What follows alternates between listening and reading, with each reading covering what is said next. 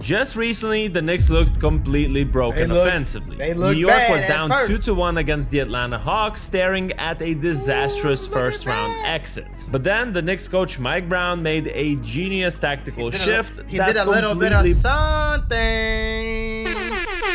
Broke both the Hawks and the Sixers. So, what changed exactly? Well, before we look at the tape, I want to ask you guys to subscribe to the channel. We do these weekly videos with overseas perspectives on the NBA that you won't hear from American creators, so don't miss out. Alright, so with that out of the way, I really need to remind you just how bad things were against Atlanta in those first 3 games. The Knicks were playing a super predictable, isolation-heavy offense that asked Jalen Brunson to basically do everything against said defenses. Every possession looked exhausting, Brunson was getting picked up full court and had to fight through contact just to start the offense. His usage rate spiked to 33.3%, while the Hawks locked down defenders were just pressing him the entire length of the floor. As a result, his efficiency tanked to just 0.95 points per possession, and his effective shooting percentage went down to just 47.2, which was way below his regular season averages.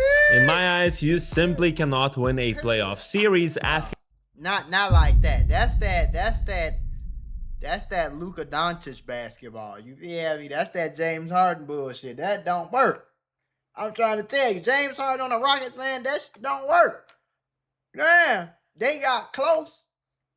It's actually impressive they got close playing like that. But boy, that shit don't work, man.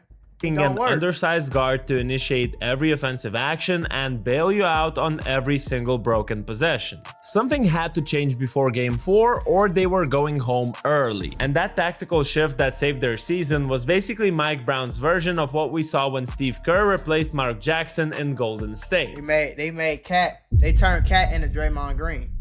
You know what I'm saying? But see, the thing is, if Draymond Green, Stephen A and them said, if Draymond Green was better offensively, the Warriors probably be 6-0 in the finals. And we'd be talking about Steph Curry as being the greatest player of all time, probably.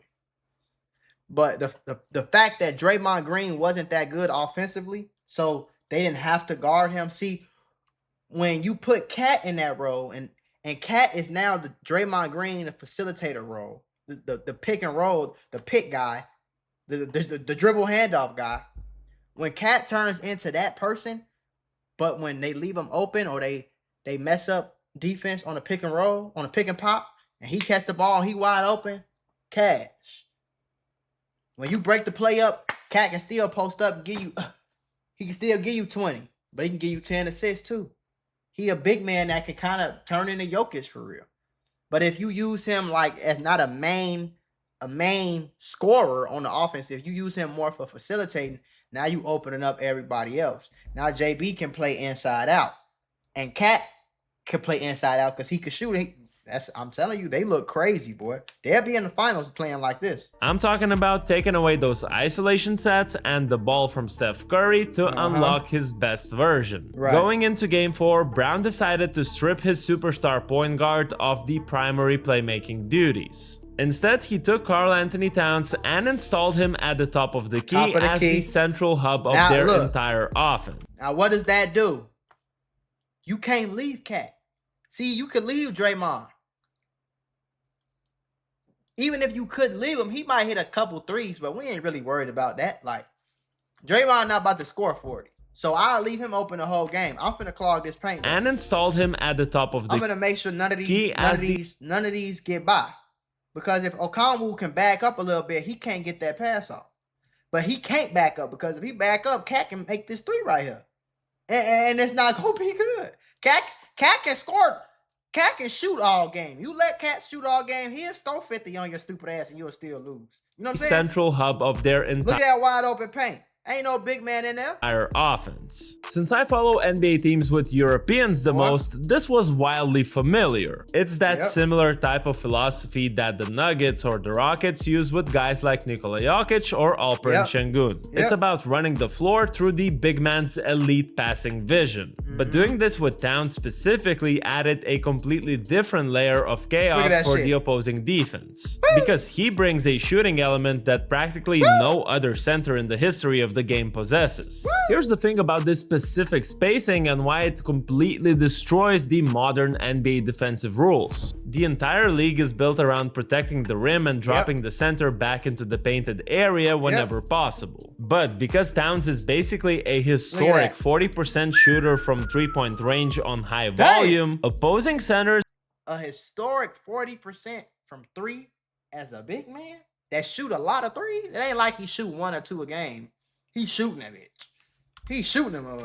Look at that. He's shooting 4. This one, what the hell? 2020, that nigga shot 8 threes a game and hit 41%. Damn. Historic 40% shooter from three-point range on high volume. Opposing centers simply... Now, why the fuck would you trade him for Julius Randle? Somebody just... Why would you do that? Cannot play that traditional drop coverage against him. If a big man sags off into the paint, Towns just casually drains the three. If you put someone smaller on Towns and leave your center as a help defender, then he'll post you up inside. So the opposing center is forced to step all the way out to the perimeter just to respect the shot. And by pulling that massive body out to the three-point line, the painted area is suddenly completely empty. I'm not gonna lie. I'm gonna go out and say it. If they can keep this shit up here, it's not going to be a very easy finals for the Thunder or the Spurs or the Timberwolves. Okay? Now, I think everybody expects for the Timberwolves to lose, maybe win. Regardless, we expect the Thunder to be in the final. I'll tell you one thing. They gonna spank. They gonna whoop. Well, I don't know. Detroit actually might be the better team because they better defensively. But if the Cavs win, they getting their ass whipped. I ain't gonna lie to you, because they ain't got no defense. So, well, they got some big man. I don't know. That'll be interesting on both sides. I don't know how that'll work. But I think the Knicks will win either way. But if they keep playing like this with this style, boy, the Knicks versus Thunder finals would be insane, my nigga.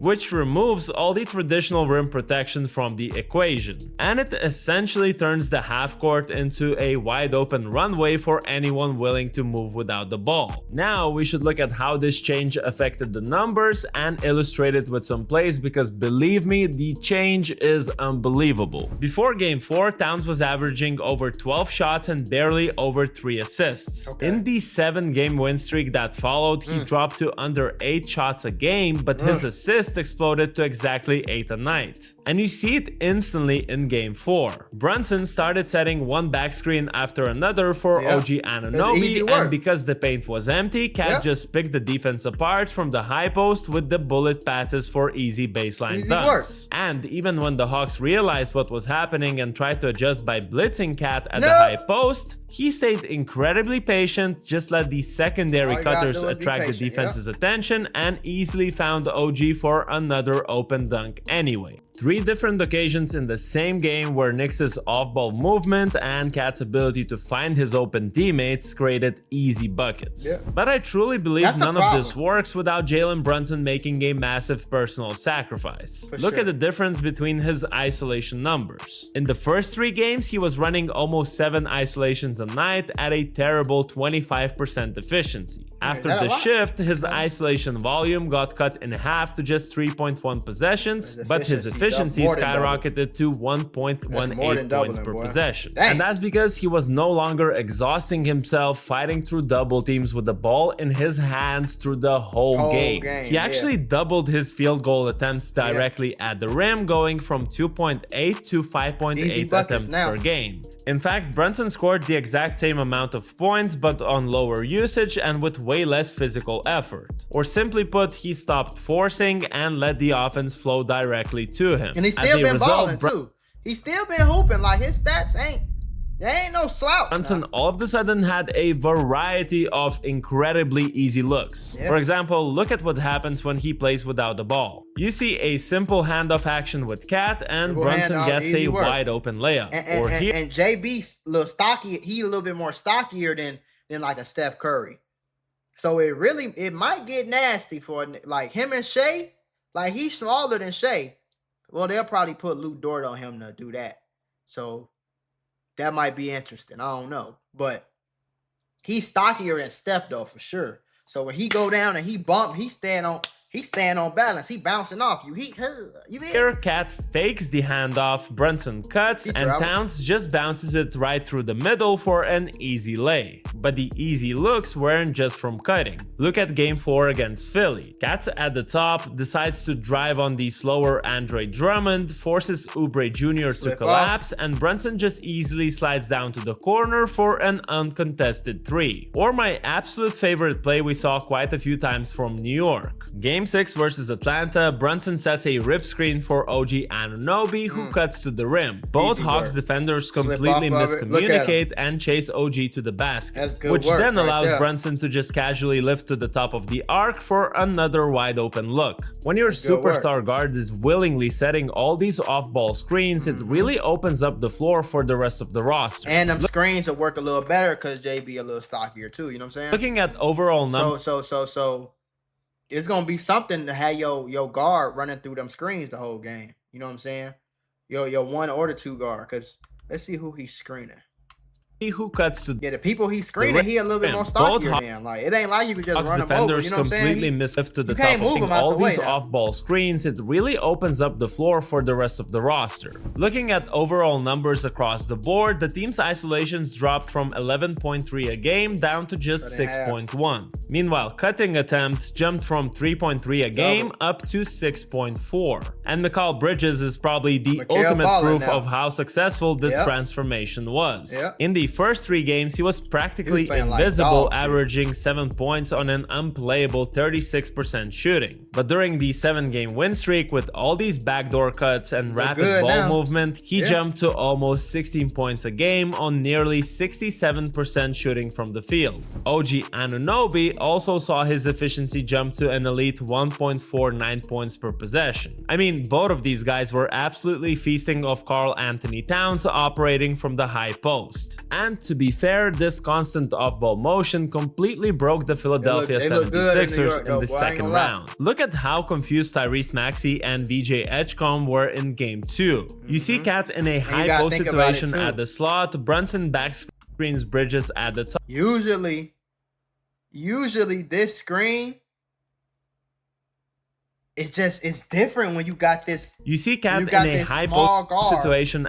This small guard is screening your 2 guard. Brunson back screens Bridges at the top. There's miscommunication between Edgecombe and Maxey, and Bridges cuts in for an easy layup. Then here, Cat has the ball at the top again. Brunson sets a pin down for Bridges. The Sixers get confused, and we see yet another miscommunication over the screening action, while Bridges slips to the basket for a wide open layup. And it happened over and over again. 2 games later, we see the exact same setup. Brunson sets the back screen, Bridges cuts inside, Cat finds him, and it's another easy bucket. The ball movement was just too fast, too precise for them to track. I also thought the 76ers defense wasn't disciplined enough when you're missing that traditional rim protection. Because with that 5-out spacing the Knicks had, with all that off-ball movement, it meant that the Sixers were physically working overtime just to try chase guys around, leading to Philly ultimately throwing in the towel in Game 4. And the Knicks didn't just win 7 games. Same way with Steph, though. Same way with the Warriors, boy. You be running around, Steph and Clay running around the motherfucker, boy.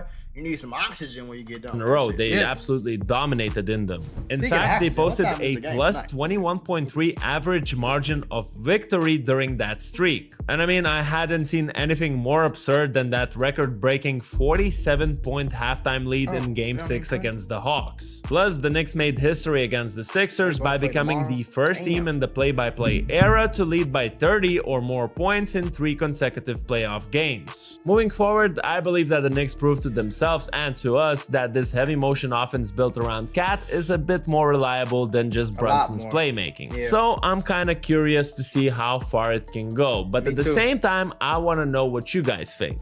Were you impressed by this?